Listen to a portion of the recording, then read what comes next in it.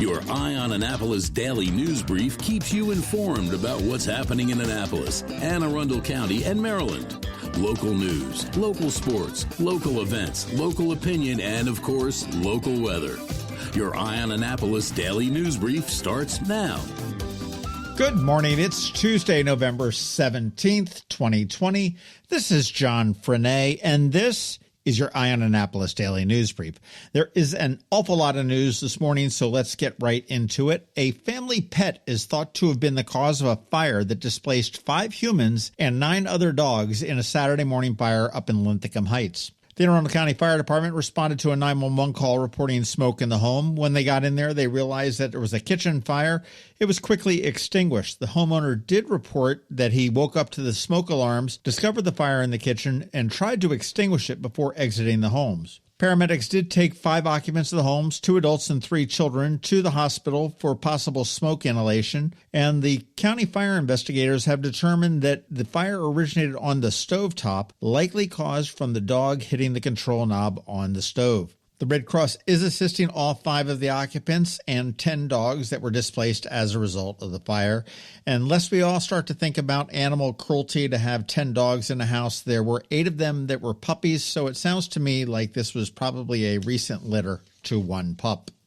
Some scary moments yesterday morning in Crofton. At about 8:30 a.m., the police got a call about a possible shooting in the 1600 block of Carlisle Drive in Crofton. When they arrived, they found an adult female victim outside of the residence suffering from a gunshot wound to her shoulder, and she told officers that she was shot by her husband. There was a brief standoff. Police finally were able to secure the situation and make entry into the residence, where they did find the victim's husband deceased from an apparent self-inflicted gunshot wound. Now, the victim was transported by the Anne Arundel County Fire Department to the Shock Trauma Center in Baltimore for a non-life-threatening injury.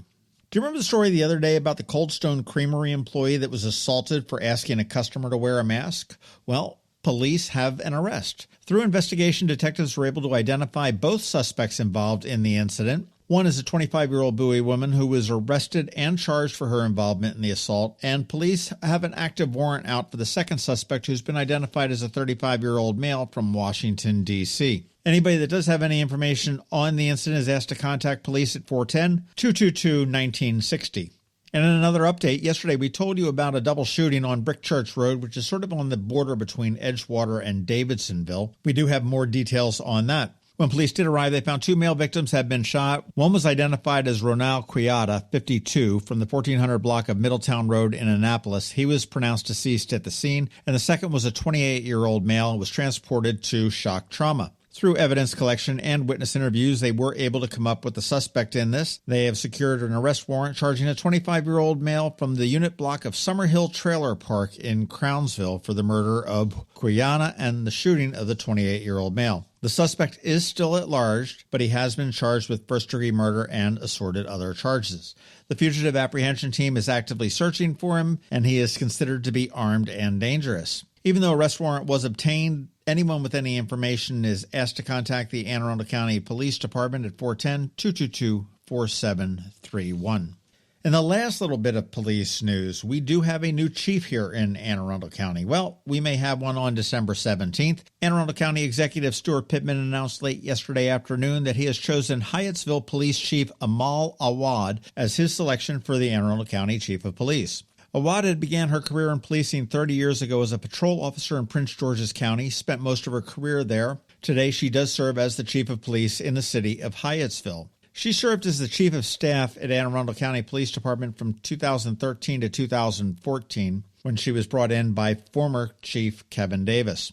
In making the appointment, Pittman said Chief Awad's experience is both large and small department policing, including right here in Anne Arundel County, makes her ideally suited to lead our department. As to the appointment, Chief Awad said, "I have dedicated more than half of my life to this noble profession, and I thank Mr. Pittman for selecting me to lead this professional police department during this pivotal moment in modern policing.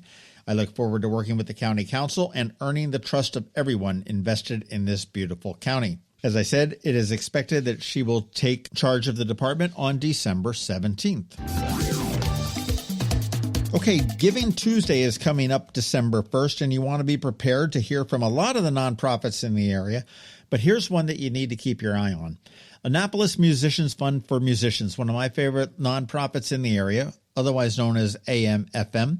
They were recently named the Foundation of the Year by the Community Foundation of Anne Arundel County, and they're going to be participating in Giving Tuesday and hoping to raise $15,000 to rebuild its emergency fund that has been depleted because of the COVID-19 pandemic. What AMFM does is they provide financial relief to professional Annapolis musicians who can't work due to sickness, injury, or any other circumstance, like a pandemic, leaving them unable to perform. When the pandemic broke in just 12 weeks, they processed and approved over 180 applications from 76 musicians who lost gigs and distributed over $115,000 in benefits. Now, what they're doing a little bit differently for Giving Tuesday is, as part of the fundraising campaign, they're going to be raffling off a lot of donated music, merchandise, and memorabilia, including a signed PRS guitar. You want to make sure that you like AMFM's Facebook page, follow them on Instagram or on Twitter, or you can go to their website, am-fm.org, and get all the details about Giving Tuesday. That's one I'm going to be following, and that's one I think you should be following. Great organization here in town. And finally, to COVID. It's personal now.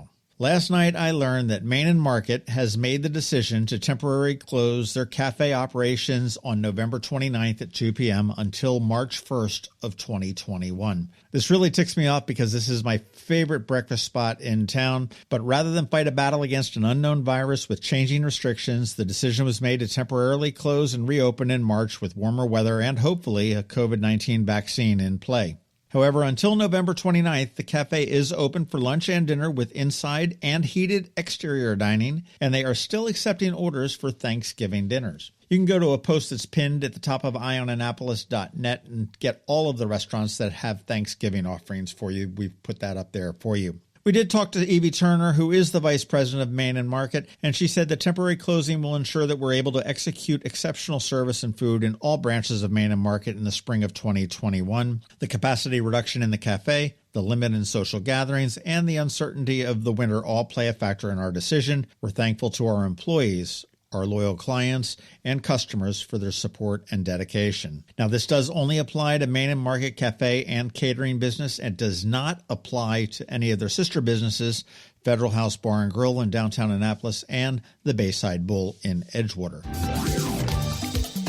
All right, that does wrap it up for us this morning. Please make sure you're checking out eyeonannapolis.net throughout the day because we're going to be updating these stories and more. If you're someplace you can leave us a rating or a review, please do that. And make sure your friends, family, and colleagues all know how to get a hold of us. Other than that, you need to hang tight. We've got George Young with your local DC MDVA weather forecast. He is standing by. All of that is coming up in just 1 minute. But first, here's a message from Rick Peters from Solar Energy Services. Hello, energy consumers. This is Rick Peters, president of Solar Energy Services, with your Clean Energy Minute. Does your home experience power outages? Or maybe you're concerned about energy resilience in general? If so, that's another great reason to consider clean, quiet solar-powered energy with battery backup. You may have heard residential solar adoption has rapidly increased during the pandemic for multiple reasons, and many homeowners like yourself are adding battery backup and electric vehicle charging to their solar projects. And with Maryland's residential energy storage income tax credit, along with the federal tax credit for batteries when paired with solar, the economics are quite compelling,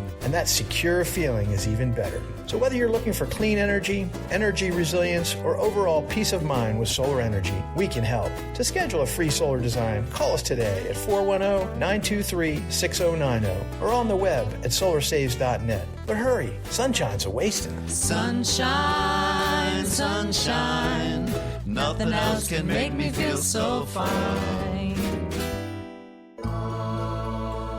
When you live near Annapolis, you know how fickle the weather can be. So you need a truly local forecast that's accurate and reliable. Forecast right here in Annapolis.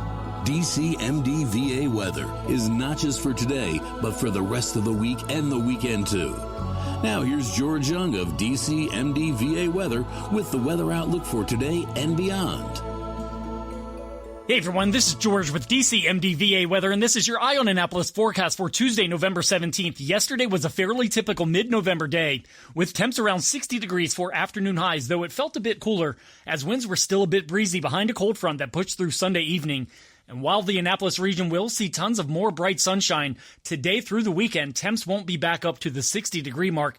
until Friday as another cold front is set to move through the area, which will bring more breezy winds today, gusting up to 30-plus miles per hour at times, with highs in the low to mid-50s before a very chilly day tomorrow with highs only in the 40s, with winds remaining somewhat breezy with gusts over 20 miles per hour at times, leading to possibly the first freeze of the season for Anne Arundel County early Thursday morning, as temps might get down to or just below the 32-degree mark, especially if winds die down a bit, with highs Thursday in the 50s before 60s and sunshine Friday through Sunday. Okay, that's it for today. This is George Young of DC MDVA Weather. Make it a great day out there. Stay healthy and be safe. And be sure to get our free app on all of your devices by searching DC MDVA Weather in the Apple or Google App Store. And also follow us on Facebook and Twitter. And use our website each day at dcmdvaweather.com so you can always stay weather informed.